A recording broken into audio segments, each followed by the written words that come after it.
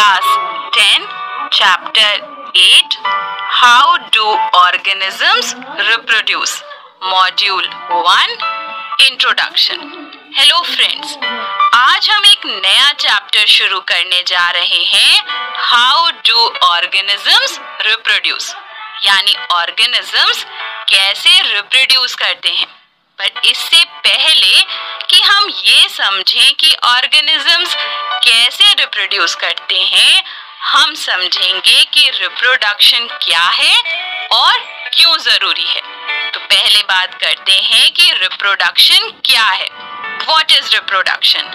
Reproduction is the biological process in which an organism gives rise to young ones, offspring of its own kind. यानी reproduction वो biological process है जिसमें कोई organism अपनी ही तरह के young ones produce करता है। reproduction में pre-existing organisms से ही new organisms produce होते हैं और ये new organisms यानी new individuals अपने पेरेंट्स की तरह ही होते हैं। तो हमने क्या समझा? हमने समझ लिया कि reproduction is the process of producing new individuals from the pre-existing ones. The new individuals produced as a result of reproduction are same as their parents. तो क्लियर हो गया reproduction क्या है? Good. फ्रेंड्स, हमने लाइफ प्रोसेसेस चैप्टर में important life processes के बारे में पढ़ा था। न्यूट्रिशन, रेस्पिरेशन, ट्रांसपोर्टेशन और एक्सक्रीशन। ये सभी लाइफ प्रोसेसेस एक इंडिविजुअल ऑर्गेनिज्म की लाइफ को मेंटेन करने के लिए बहुत जरूरी है ना? पर किसी इंडिविजुअल ऑर्गेनिज्म की लाइफ को मेंटेन करने के लिए रिप्रोडक्शन की प्रोसेस जरूरी नहीं है। और एक पॉइंट ये भी है कि अगर कोई इंडिविजुअल रिप्रोड्यूस करता है, अपने जैसे नए इंडिविजुअल्स बनाता है, तो इस प्रोसेस में बहुत सी एनर्जी लगती है। तो फिर कोई भी इंडिविजुअल ऑर्गेनिज्म उस प्रोसेस में क्यों अपनी एनर्जी वेस्ट करे जो उसको अलाइव रहने में हेल्प भी नहीं करती है।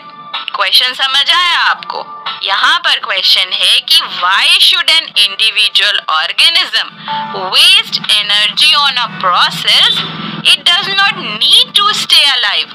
तो इस क्वेश्चन का आंसर क्या है, चलिए डिस्कस करते हैं। Friends, reproduction is not an essential life process. That is, an organism can live and grow even in the absence of reproduction. यानी reproduction एक essential life process नहीं है। Organisms इसके बिना भी survive कर सकते हैं, पर फिर भी organisms reproduce करते हैं, क्योंकि reproduction उस स्पीशीज की अर्थ पर एग्जिस्टेंस को बनाए रखने के लिए जरूरी है। समझ आया? जैसे ह्यूमंस रिप्रोड्यूस करते हैं, बेबीज प्रोड्यूस करते हैं, ये बेबीज ग्रो करते हैं, अडल्ट होते हैं। जब ओल्ड पेरेंट्स की डेथ हो जाती है तो उनके चिल्ड्रन वो अर्थ पर रहते हैं, ये चिल्ड्रन अडल्ट होते हैं, बेबीज को बर्थ देते हैं और ये जो प्रोसेस है ये कंटिन्यू रहती है। तो ह्यूमंस में रिप्रोडक्शन की प्रोसेस से ये इंश्योर होता है कि ह्यूमंस की जो स्पीशीज है ये अर्थ पर एग्जिस्ट करती रहती है। Clear? Reproduction in human beings ensures that the human species continues to exist on the earth. Humans की तरह ही दूसरे सारे एनिमल्स और इवन प्लांट्स भी रिप्रोड्यूस करते हैं और अपनी स्पीशीज की एग्जिस्टेंस को अर्थ पर बनाए रखते हैं। तो रिप्रोडक्शन से ऑर्गेनिजम्स अपनी स्पीशीज की पॉपुलेशन को भी इंक्रीज करते हैं, क्योंकि बिना रिप्रोडक्शन के कोई भी स्पीशीज ज्यादा टाइम तक सरवाइव नहीं कर सकती है। Clear? Organisms reproduce Because reproduction is necessary for maintaining the existence of species on the earth. Reproduction is an important process without which species cannot survive for long. एक और aspect है friends, और वो ये है कि हम ऑर्गेनिजम्स को नोटिस ही इसलिए कर पाते हैं क्योंकि वो रिप्रोड्यूस करते हैं। और अगर किसी एक पर्टिकुलर तरह का केवल एक ही नॉन रिप्रोड्यूसिंग इंडिविजुअल होगा तो हम शायद उसकी एग्जिस्टेंस को नोटिस भी ना करें, है ना। तो किसी भी स्पीशीज के बहुत सारे मेंबर्स होते हैं और इसी वजह से हम उस स्पीशीज की एग्जिस्टेंस को नोटिस करते हैं। क्या समझा हमने?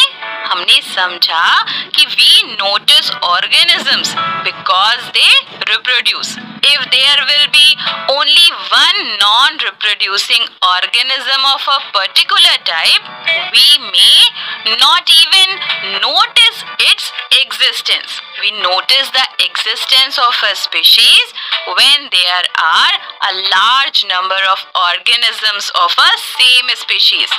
और friends, हम ये कैसे जानते हैं कि कोई भी दो इंडिविजुअल ऑर्गेनिजम्स एक ही स्पीशीज को बिलोंग करते हैं? वेरी गुड, कोई भी दो इंडिविजुअल्स एक ही स्पीशीज के हैं ये हम जानते हैं दोनों की सिमिलैरिटी देखकर। We know that two different individuals belong to the same species because they look very similar to each other, right? तो जब ऑर्गेनिजम्स रिप्रोड्यूस करते हैं तो वो अपने जैसे ही नए इंडिविजुअल्स प्रोड्यूस करते हैं। तो फ्रेंड्स, हमने अभी समझ लिया कि किसी भी स्पीशीज के ऑर्गेनिजम्स एक जैसे दिखते हैं, सिमिलर दिखते हैं, और ऑर्गेनिजम्स रिप्रोड्यूस करके अपने ही जैसे दिखने वाले इंडिविजुअल्स प्रोड्यूस करते हैं। So organisms reproduce and create new individuals that look similar to them. और ऑर्गेनिजम्स सिमिलर क्यों दिखते हैं? क्योंकि उनका बॉडी डिजाइन सिमिलर होता है, और अगर बॉडी डिजाइन सिमिलर है तो इसका मतलब उनका जो बॉडी डिजाइन का ब्लूप्रिंट होता है वो भी सिमिलर होना चाहिए, है ना। Organisms look similar because their body designs are similar, and for their body designs to be similar, the blueprints of the designs should also be similar. तो friends, reproduction की process के बिल्कुल बेसिक और initial level पर body design का जो blueprint होता है उसकी कॉपीज बनती हैं।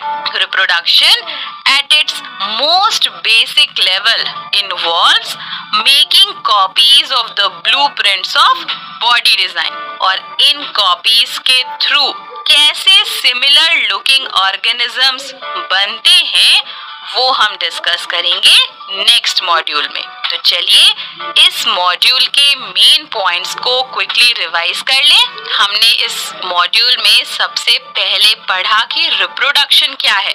Reproduction is the biological process in which an organism gives rise to young ones, offspring of its own kind. The new individuals produced as a result of reproduction are same as their parents. Reproduction is not an essential life process. That is, an organism can live and grow even in the absence of reproduction.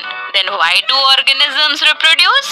Organisms reproduce because reproduction is necessary for maintaining the existence of a species on the earth. तो friends, I hope आपको इस module का concept अच्छे से समझ आ गया होगा।